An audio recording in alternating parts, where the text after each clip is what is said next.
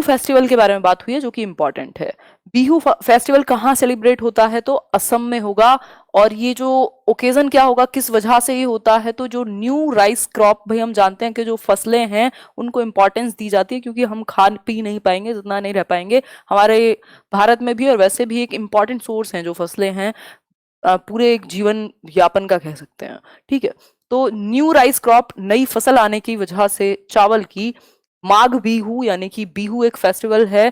माघ बिहू इसलिए कहेंगे इसको क्योंकि ये माघ के मंथ में जो है सेलिब्रेट होगा, लेकिन अगर हम अपने इंग्लिश कैलेंडर के हिसाब से देखें तो जनवरी में 14th एंड 15th को, मतलब 14 और 15 जनवरी को इसको सेलिब्रेट किया जाएगा। और अगर माघ का जो मतलब जो इनका बेसिकली कैलेंडर है असमीज का, उसके हिसाब से जाएं तो ये माघ के 1st एंड 2nd डेट को, मतलब पहली और दूसरी तारीख को सेलिब्रेट होगा। और ये जो माघ मंथ है वो 10वां है, जैसे अक्टूबर होता है उस तरीके से ये 10वां महीना है, अगर हम बात करें एसएमईज कैलेंडर के हिसाब से, जो आसाम का कैलेंडर है उसके हिसाब से।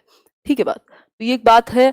दे मेक भेला घर फ्रॉम बैम्बू। अब इसको सेलिब्रेट करने के लिए भेला घर बनाया जाता है बांस से और फूस वगैरह से। तो बांसों से, बैम्बू से क्या बनाया जाएगा, घर बनाया जाएगा, जिसको भेला घर कहते हैं, जिसको बाद में जला भी दिया जाता है जब ये खत्म हो जाता है। तो ये एक इस तरीके का दिखेगा, ये देख रहे हैं आप जलता हुआ।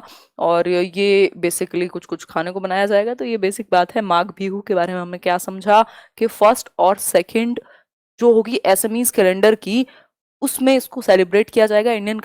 जो इंडियन नहीं, इंग्लिश कैलेंडर के हिसाब से 14th एंड 15th जनवरी को किया जाएगा। ओकेजन क्या रहता है, राइस क्रॉप की खुशी में कह सकते हैं। असम में माघ बिहू सेलिब्रेट किया जाएगा, इस बात को हम थोड़ा सा ध्यान में रखेंगे।